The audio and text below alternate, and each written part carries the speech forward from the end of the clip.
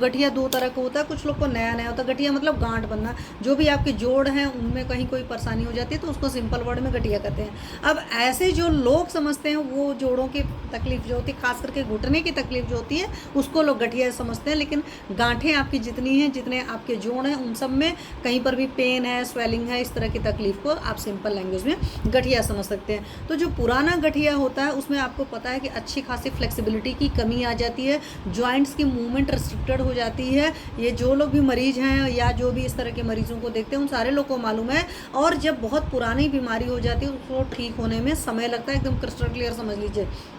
यहाँ पर जो कुछ भी मैं आज आपको बताऊंगी ये नए वालों के लिए है, पुराना जिनका है उनको हर 2 महीने पर अपनी चिकित्सा बदलने की ज़रूरत पड़ेगी, ये सारी भी बात करूंगी। और साथ में सिंपल चीज़ें भी बताऊंगी आप लोग को, जो जो चीज़ें बड़े आराम से कर सकते हैं। तो पहली बात होगी कि पुराना गठिया हो जाता है तो उसमें जॉइंट्स की फ्लेक्सिबिलिटी बिल्कुल ही खत्म हो जाती है, इसलिए हमेशा एंटी रूमेटिक ग्रुप आप योगा जरूर करिए कि जिससे जॉइंट्स की फ्लेक्सिबिलिटी रहे और गठिया की तकलीफ ना होने पाए।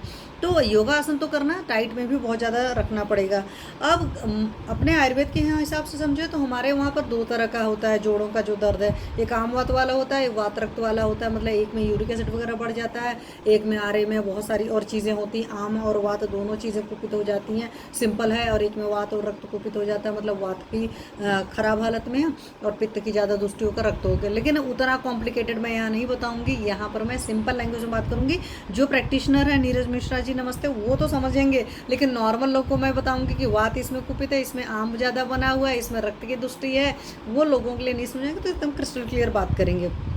अब कई बार जो है मैं नेचुरोपैथी वाला चूंकि बात करें तो यहाँ पर क्या है कि कई बार पैर के अंगूठे से स्टार्ट होता है और कई सारे जॉइंट्स में, छोटे मोटे जॉइंट्स में जा रहा है, बड़े जॉइंट्स में भी जा रहा है, मतलब कह सकते हो कि फैल रहा है। नमस्ते, खुश रहिए।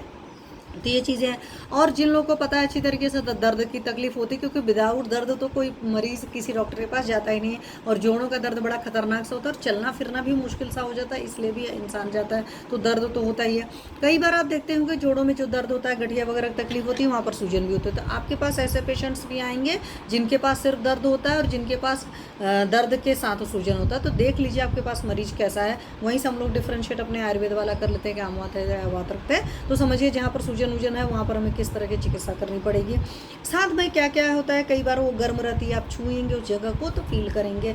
कई बार क्या होता है कि उसका कलर भी चेंज हो जाता है, रक्त वर्ण हो जाता है। तो लोकली ये सब सारी चीज़ें मिल सकती हैं, मीन्स पेन हो सकता है, स्वेलिंग हो सकती है, कलर चेंज हो सकता है और हॉट हो सकता है। तो ये सारी चीज़ें हीट जो फील हो रही है, टच करके देखेंगे तो वहाँ से पता चलेगा। छूने से ये अगर दर्द है तो समझ लीजिए टेंडरनेस है।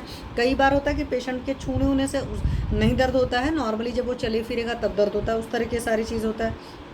कई बार क्या होता है कि थोड़ा सा छुआ या हिलाया डुलाया तो इन सारी चीज़ों से पेन होता है। और कई बार इस तरह की चीज़ें आती हैं लोगों को, आप देखेंगे तो आपको पता चलेगा। कुछ गठिया कैसा होता है कि उसमें कभी कभी दर्द होता है गठिया की